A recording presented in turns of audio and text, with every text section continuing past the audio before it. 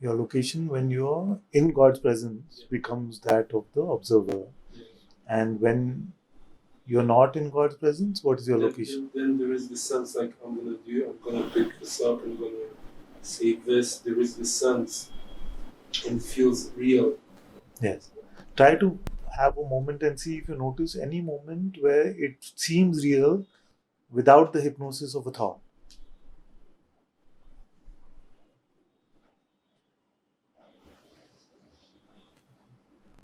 This really is the master key.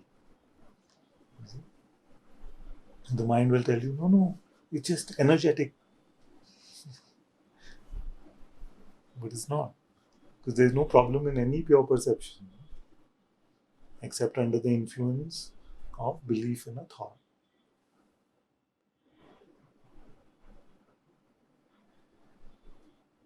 The seeming individuality, the seeming of the limited self is not possible without belief or identification with a thought. Okay, so let's look at it. Tell me the difference between pure perception, you see, and the recognition that I'm none of this. Is there any difference? So the only determining factor about the seeming to be some of this or a part of this versus not is only that. Because what is pure perception? Means uncontaminated by identity or belief in thought. Again, it's probably the sense which I'm trying whenever I'm in that sense of identification or something I'm trying to describe. It's not here now, so Yeah, it's difficult. Yes. So I want to clarify one thing that what we call the sense of identification is the same as saying under the hypnosis of the mind. It's not two different things. Because identification with what? How can you identify with the body? Try to do it. Have a sense of identification with the body. How will you do it? You see? Or a sense of identification with your partner. You see? Try to do it. Or anything. More like a sense of I'm doing this, I'm doing. Yeah, have that sense without a thought. I could relate to this in a way because Without a thought. so where I could see where preference is born, there's form, but it hasn't necessarily taken a name yet. Are you visualizing? No. This is What? because I went to school many times you've heard me say energetically it feels like. And you're someone that says it must be a thought. Where I feel many times I see preferences and they haven't taken a thought that's I could actually trace. It's more just Intuitive preferences? What do you mean by preferences?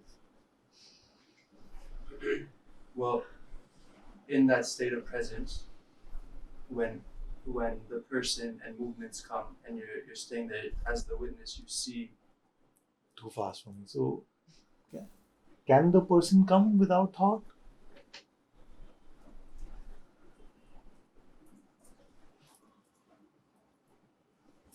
The residues that are felt can still arise. In the pure perception of the residues, is there a sense of individuality? I agree. Some residue, some energy which doesn't call itself residue, it's just experienced. You see? Where it's okay, so it's. I think this is where identification happens. They're so close that Yes. when identification What isn't the there. perception and the label. Is that what you mean? What is close? The interest and the disinterest. Interest with attention or belief? Like interest. Like that? Oh, what do you mean? It's good to really zoom in. Okay, say that. Because without zooming in, it can seem very broad. So when you say interest, so there can be an interest like, where attention seems to get fixated, we may call that interest. The other time we're like, what is this? Oh, 5 fingers, so With- must be in hand. So that is a different sort of interest to try and understand conceptually No So- interest with attention. with attention. Okay, so with full attention, now how can we identify? It's good to experiment with it. When we, Suppose your attention is fixated on a sensation, maybe we call it a contraction. Is it? Fully fixated. Mhm. Okay, so as soon as it seeks relief, no, wait. Don't go far. Attention is on it then. okay, attention is on it, and Yeah. there are two routes. Very, very slowly. Attention is on it. What's next? Either I relax the attention and have faith in the moment. Okay, slowly. So, who relaxes the attention? Whose attention under the command of? It's grace. Grace, At this point, consciousness, there's no self, whatever you call it, but it's not a person, No. isn't it? So consciousness releases its hold on that particular perception. Yes. Yes. So that may happen, or suppose it doesn't. So then, Okay. The alternative, supposing it doesn't, Yeah. there is this pursuit to slow, find. slow. What do you mean? there's- Pursue. Attention is This on is it where now. identity How do you takes place. pursue? Attention's on it. Yeah. Identity How? What do you mean identity? goes towards What object do you mean identity? seeking. No. What do you mean seeking? Tell Just me effort. from description, not explanation. Know the From difference? description and not explanation. Yeah, because explanation means that you already figured out what it is, but I want you to describe to me what is actually Okay, perceived. so let's come back. Yeah, attention is fully Attention fixated is on here. this. And we've already, there's one route, which That's is the higher that's route. one. Yeah. No, we don't label. It's fine. That's one route. What's the second?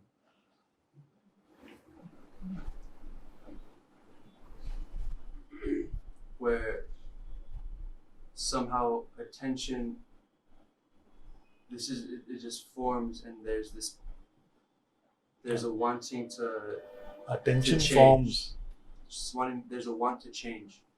slowly. So, okay, let's ignore attention forms. So, wanting. How is it possible in just looking at it? How is it possible to want? Well, there's interest at this point. Interest. That is what you're saying. The attention fixation wala interest, not Okay. the conceptualization. right. Right? Okay. So now the interest is being filled because the attention is fixated on that. Now produce a wanting. How to do a wanting? So you're saying without the conceptualizing. No, don't jump. Just follow me now. You said that a Okay. wanting may happen. Tell me if it's possible. How is it possible? Let's produce a wanting here. This is desire. How is it desire? How It did just it come? comes. Your attention is on this.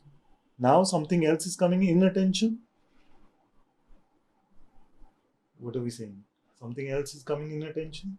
Because perception is possible only with attention. Mhm. So then what are you saying? Attention is fixated on this. Why And why then- would it be fixated on that and not something else? Okay, so you're saying it's not that much interest then. But no, it is in this case, in this example, Ah, I'm saying okay, it's very, okay, it's like right okay, here. okay, so it's fixated. Then how to want now? Because attention is fully fixated like this. How will desire come? What is this desire? Okay. What is your that help. perception? I need my lifeline. Tell me, how does Huh? desire come? Is it possible without a thought? Like desire something now in pure perception without a thought. Well, there's a preference. What do you mean? What is that? What do you mean? What is perceived? What is perceived?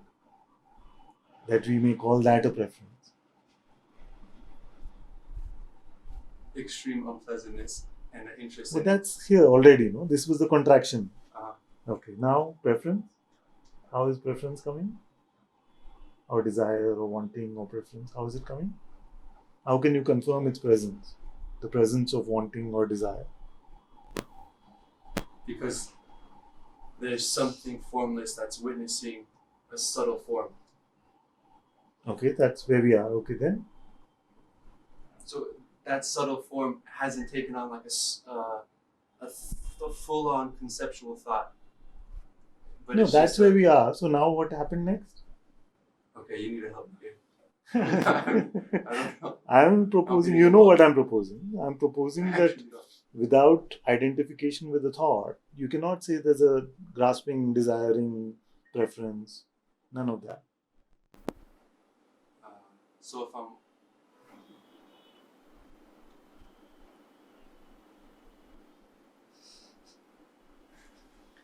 The mind will rush you. Okay, you have to go really slow, really slow. I don't want to. I really don't See want the to miss this. mechanics of identity. It will make it obscure to you. See? Whereas it's fully apparent to the master who's telling you that only with attention mixed with belief does identification happen.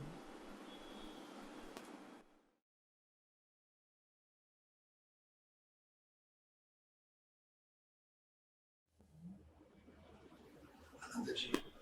So I don't know if it was last satsang or maybe 2 satsangs ago. We had a dialogue which kind of Yeah. felt like something was really struggling there, and the struggle. I took it home with me because what you said I knew to be true, and the knowledge I felt in my heart that I was sharing also felt to be very true. Yes. So I went home and I sat on it, and so the conversation was about how everything in experience is a thought. Now everything in experience is a thought. I Yes. don't remember this comment. I remember that we were looking at pure perception Yes. and unlabeled or uncategorized or without a narrative from the thought, it cannot produce suffering. Mhm. That is the proposition that I was submitting. Without believing in the thought. So first there has to be a thought to believe in, But the perception, but pure perception is independent of the thought. And I think the challenge. it's tricky. So let me just get Yes, that out of the yes. way because that will confuse another 50 of you, which is that there are two ways in which Vedanta defines thoughts.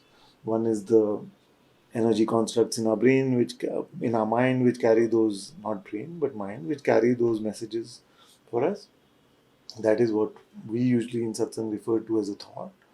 But many also take the entirety of consciousness to be like a big mind. The big mind is referred to. And then from that construct, in that you can see every appearance within consciousness they call a thought. Everything phenomenal. Everything It's phenomenal. however subtle, Correct. as long as if it's other, if it's perceived as other, it's a concept. So these are the two definitions available in Vedanta. I usually rely on the first one. No? I rely on the first one because I notice the innocence of the realm of perception, empty of thought, empty of the message, the narrative. So I don't feel like we need to throw the baby out with the bathwater. The waking state is here. We don't need to be in opposition to it. You see? Unless we're really very attached to it. So sometimes we say, forget about this world, it's not real. You know, like that. So that's fine. But I don't want anyone to be opposed to whatever shows up in the waking state because it itself is not troubling us in any way. The trouble is, and this is where the dialogue went, is when you believe. Exactly. As long as it's a thought, it's innocent. Whatever it may be, a sensation, a perception. Yes. And so in that dialogue, you actually took the second definition, where everything is a concept in the phenomenal realm, and that was a new experience for me because I broke down experience into perception, thinking, and sensation. But it's been a very beautiful unfolding because when you kind of take all of phenomenality and making a melting pot and just say everything phenomenal is a concept or a thought, and our relation to it is we say open or empty, or we believe, it becomes very simple and doesn't give the mind room to play. It's as simple as, you know. So we can look at it. Let me make it even simpler if we can. Why I was saying that usually I talk about it in the first way is because if I say, okay, believe this, This being, this, just believe this, you can perceive it. Okay? What makes you unable to believe it? interest. No, no, no. Something. What? Like, okay. Yes. Believe this. Believe this. That tool of consciousness or belief doesn't apply to just perception. No. What will it believe? You'll say, what?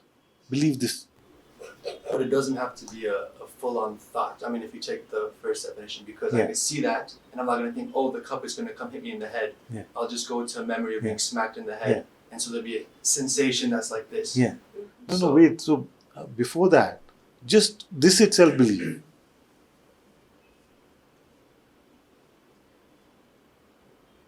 Can you believe it? Can you believe it? You can believe something about it, but can you believe it? What is there to believe? Exactly. Exactly. So the mode of belief only applies to language. Only applies to that which I usually call a thought. Is it? And we say, this is black. If I say, believe that this cup is black. Yeah, that's easy. You see? But that's easy. As I believe this. But without the mode of thought, can I be interested in that if there is no belief? We'll come to interest later. I'm just saying it's in front of you in perception right now anyway. No? Yes. So we'll come to what interest is in a moment. But just in itself, so what can belief be applied to? Attention can be applied to everything. The entire waking state, the entire dream state, whatever realm of phenomena, attention can be applied to it. But what can belief be applied to? There must be at least one word. Yes. Interpretation. A label, something. Good, bad, anything. You see, nothing, empty, even those are words. You see, that's why it's empty of even empty. Nothing which is beyond nothing. Because we can just start believing the words. You see? So, with attention itself, try to cause trouble for yourself.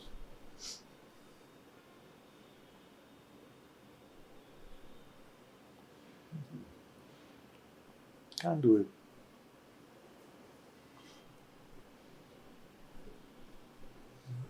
Can't do it.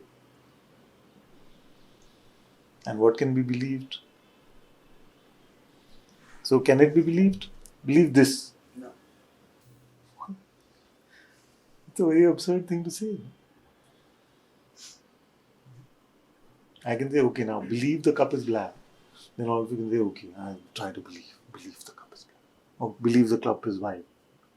See? That, like, you can still see that you have the ability to override with conceptual knowledge that which your perception is telling you. See?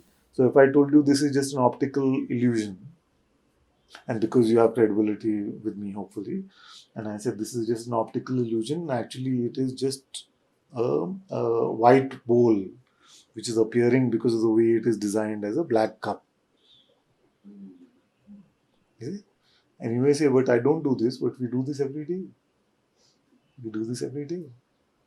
We know, or we think we know that the earth is moving. You see? Or that it is spherical.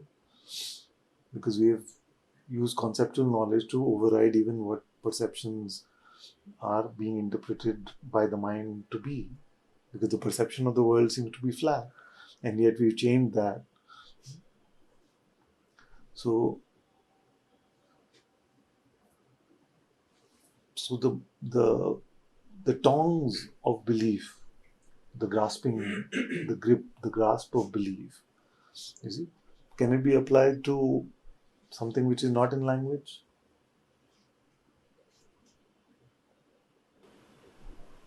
And how does this apply to feelings? To feelings? Yes. Same way as perception. Like something is coming. The Guruji takes this example very well. No? He says, if you really start to notice the feeling, you will notice that the feeling when you're about to go for a holiday which you're very excited about, you say, I'm so happy we're going for this holiday, versus if you have stage fright and you're going to go on stage and experience a thing, the feeling, the taste of the feeling may be the same. But our mind comes in and says, you're scared or you are so happy. You see? So So the feeling itself is harmless. Is it? Harmless to you.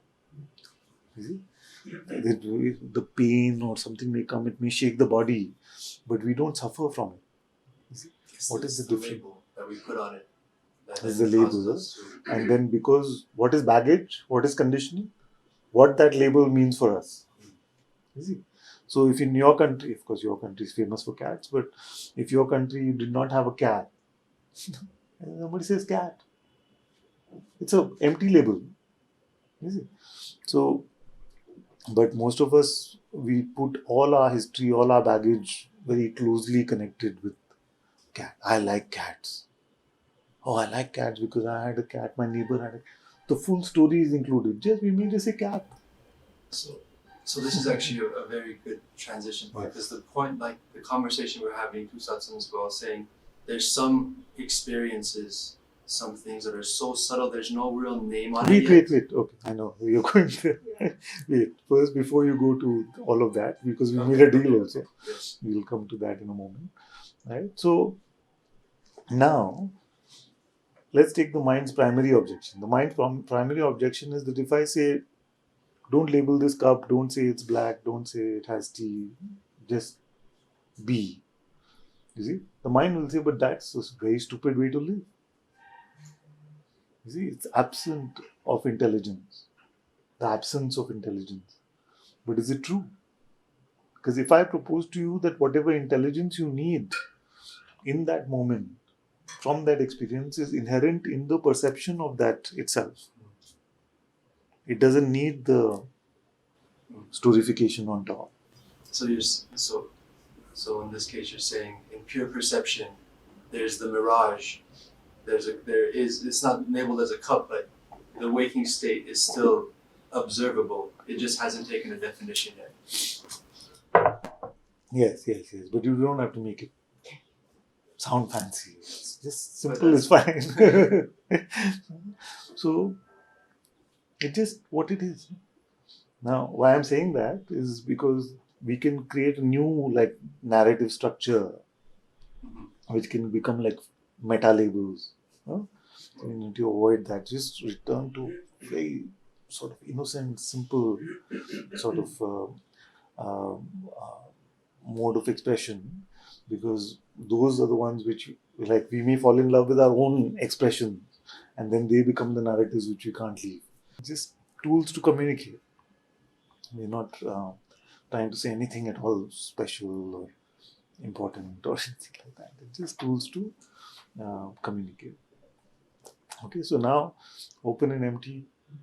Are you unintelligent? Without labels?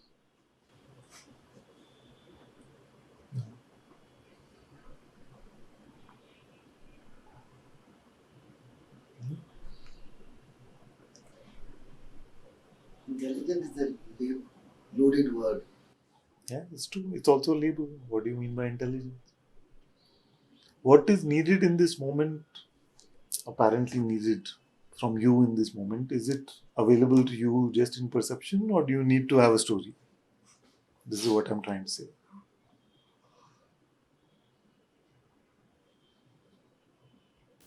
In some ways, it's almost as if we listen to you and we just go home, let it sink in, and without perception, without anything, it just comes back on its own. But the minute you try to listen to anything the second time, Yes.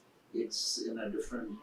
You're now caught in the labeling, thinking, perception. So Yeah. how does one deal with that? You have to just deal with everything fresh.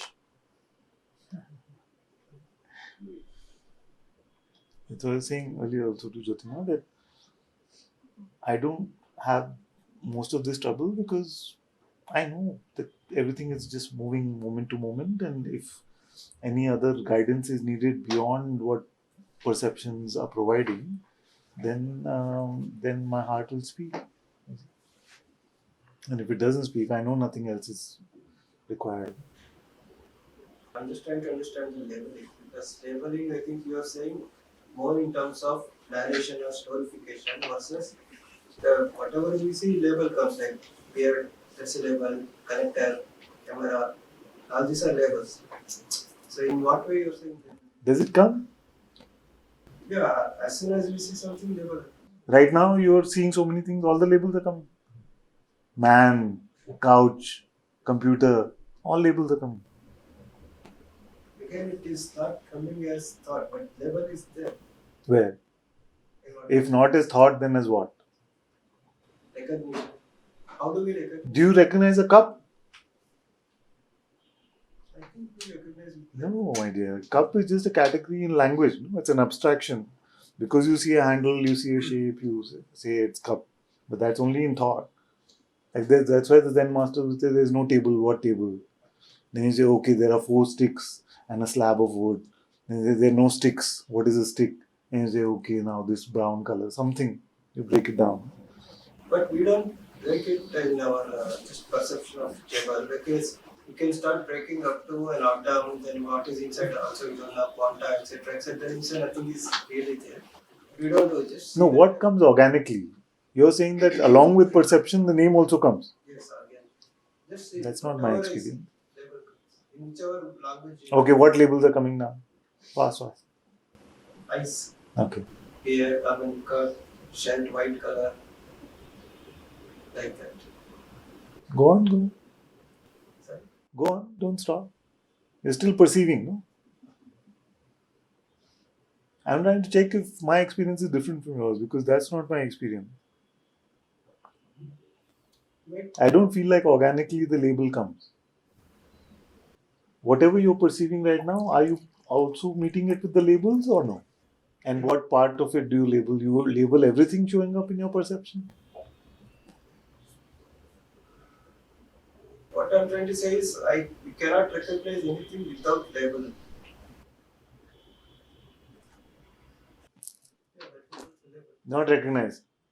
I know that too. If I don't give you time, the label doesn't come fast enough. What is this? You saw it, no? You recognized it. Are you confused about it just in looking at it? No. No, but what is your regular experience now? I also want to know. Are you just surrounded by labels in your head? Person. No, it's like you said that you can label, but you need a second to label. But how is it for you as you're living? Is it just walking, labeling? Like that? No, sometimes it looks a bit like that because it's, you know, you're in the mind, it seems that it's more like labeling like emotions or believing in a thought and say, this means this. Typically, I feel like the mind doesn't waste too much energy.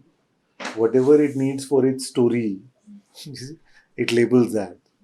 Like, I'm feeling a lot of anger. You see? There could be 100 other perceptions happening. Yeah. But those are irrelevant to the story, so it doesn't bother with labeling them. Yes. You see? So, like that, whatever it can insert in the story, it loves to label those things. But it doesn't waste too much energy labeling all the things which are not relevant from its perspective, which means from the perspective of its story. Maybe what I can say is that there is like a belief, a thought that says, yes, of course I'm labeling everything, you know. But if I look in the, Yes, if you really look. if I really look at this, it's not true. It's not I'm not labeling everything. It's not true. Impossible to say. It's even impossible. It's not possible. Also, what I want to say to you is that, and all of you, is that I'm not giving you any tools to have some spiritual experiences if you can't do it now. Because this happens in the narrative. You see, I say, oh, I had that experience then. And mostly it troubles you. You see? Everything that I've said, hopefully, can be applied here and now. So the conversation we had, I was saying, I don't feel like my problem is a thought to believe in. I feel like it's energetic. Yes. But then, based on this conversation, I'm obviously labeling that energetic as something in order for it to bother me. Yes. Otherwise, if there was no label, Exactly. it's just pure perception and there's no issue there. Yeah. So even if the name isn't really like, is this, and this, there's some kind of name on it in order for me to have that. Yes, that's what I mean by language. And you may say that the label is empty. You see, so cat, suppose you've never heard of a cat. So it's empty. But even in that language, you'll say, okay, cat sounds a bit like ka something. You'll have some correlation, some baggage. No? So we live in this baggage conditioning because of identification with language. Also, imagination comes in. You were just saying, the Zen master said, imagine a table. What is a table? Piece of wood falling. Yeah. Immediately the Yeah. imagination. Yeah. And even perception of imagination, there is no problem. Because all this is also the same actually. That's exactly the point I'm trying to make, that whatever perception you may have, whether it is feeling, whether it is imagination, whether it is what we call memory. What is memory? The image will come. The mind will say, oh, this happened, not good, I didn't like it. Oh, I love this, why can't I go back to those times? You see? That's why all this imagery gets converted into all these categories. So the key point in all of this is that nothing in the world of perception is in opposition to you being free. You see? Nothing in the world in the world of perception is really in the way of your true self-knowledge also. Can we take it that far? In pure perception, who you are is apparent to you.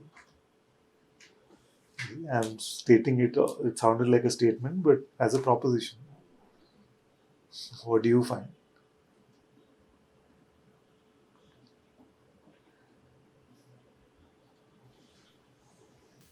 It's apparent you are witnessing it, no? Fully apparent that you are witnessing it. And it's also fully apparent that that you which you are witnessing and you're calling I, you cannot perceive. Too fast? Okay. It's apparent that you are perceiving all of this. In the same way, it is also apparent that the I which perceives all of this is unperceivable. You see? So your highest truth is already apparent to you. That is the I you are finding. No? You're looking for the I which is not perceivable. Already apparent. Now, but I'm not saying that there is not a deeper intelligence which can also use words. But first we must learn to be empty like this.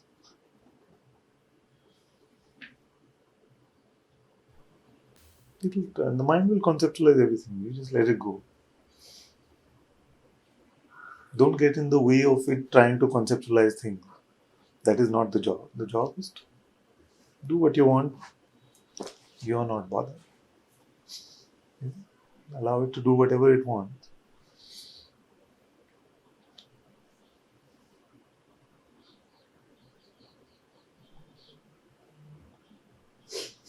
We did look at the mechanics of attention and belief, the distinction between them. Because mostly we just consider attention to be belief. But to recognize that just in open perception, pure perception, can't suffer. You need to put it in a belief system, in a narrative, for us to extract suffering out of this world.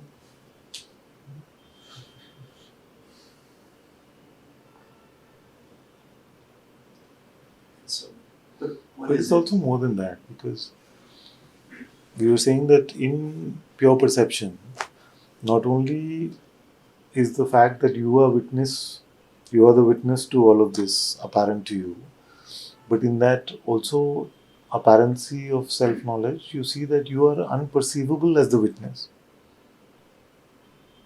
which is what you're trying to come to, the self-realization or the recognition of the unperceivable witnessing of all of this. Isn't it? What would you consider self-realization otherwise? Because you've already been told as the first step that everything that you perceive comes and goes and is unreal. So to come to a self-realization, you would have to come to a recognition of that which is unperceivable. You see? So the mechanism is not through perception and it is not through understanding concepts. But most in the world don't realize that there is another mechanism of knowledge, which is intuitive or the Sadguru presence or a heart knowledge.